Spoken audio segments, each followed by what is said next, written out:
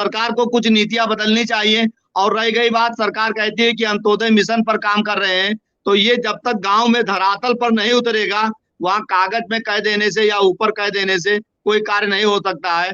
ये धरातल पर कर्मचारियों के लिए भी उतरना चाहिए। जैसे अंत्योदय मिशन में खड़ा हुआ व्यक्ति, एक गांव का व्यक्ति जो खड़ा हुआ है, वो आपके लिए मायने रखता है, वैसे एक कर्मचारी भी आपका है, वो आपके यहाँ रोजी रोजगार करता है, नौकरी करता है, आपका सेवा करता है, आपका सारा काम करता है।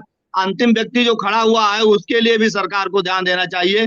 लेकिन ये कहीं ना कहीं सरकार तक हमारी बात सही ढंग से पहुंच नहीं पाती है, कि उनके समझ में नहीं आता है। क्योंकि सर, हम यहाँ से लेकर जितने भी अधिकारी से हम भी मिलने का प्रयास कर रहे हैं, देख रहे हैं, वो भी कहते हैं कि चौकीदारों का वास्तव में वेतन एक सम्मानजनक होना चाहिए, क्योंकि अन्य प्रदेशों में हो गया, उत्तर प्रदेश में नहीं हो पाया है।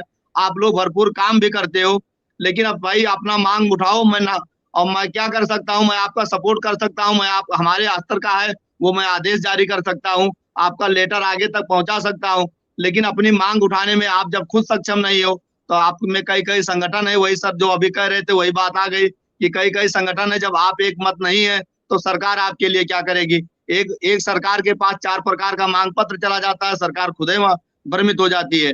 तो इसलिए मैं सरकार से निवेदन करना चाहूंगा कि जो योग्य है, कर्मठ है, कार्य करने के लिए योग्य है, आप ऐसा नियम बनाइए, वैसा कानून बनाइए। ये बताइए, जिले का नाम बदल दिया गया, स्टेशन का नाम बदल दिया गया, अंग्रेजों का बनाया हुआ, मुगलों का बनाया हुआ सब कुछ आपने बदल दिया, तो क्या ग्राम प्रहरी चौकीदार अंग्रेजों के बनाए हुए थे, उनका एक साफा आप नहीं बदल सके, वर्दी नहीं दे सके, उनका वेतन नहीं दे सके, आप रेगुलेशन, उनके नियमावली, उनके कानून का संशोधन नहीं कर सके, या तो आप पदे को समाप्त कर देते। कम से कम दिल्ली, बंबई, कलकत्ता जा करके 10,000 5,000 रुपए कमाते। हम वो भी नहीं कर पा रहे हैं, और आप हमारा जो कुछ देना था वो भी नहीं दे रहे हैं। 2500 रुपए में हम कैसे, जैसे बता रहे भाई साहब कि हमारे बच्चे कुपोषण के शिकार हो चुके हैं, उनको 1 किलोमीटर आप दौड़ा नहीं सकते हैं। ये संविदा कर्मचारियों के बच्चे की अगर ये थर्मल स्क्रीनिंग करवा ले, तो मैं कहता हूँ 90% बच्चे आपको कुपोषण के शिकार मिलेंगे। अब 2500 रुपए में क्या बच्चों को हम फल खिलाएं, क्या हम दूध पिलाएं, क्या हम पौष्टिक आहार दें? हम कुछ भी तो नहीं दे सकते हैं। तो कम से कम इतना वेतन कर देना चाहिए कि बच्चों को जो है हम सशक्त बना सकें, क्योंकि वो बच्चा हमारा भी देश का नागरिक है, आगे चल करके आर्मी में भी जा सकता है, नेता भी बन सकता है, कुछ बन सकता है।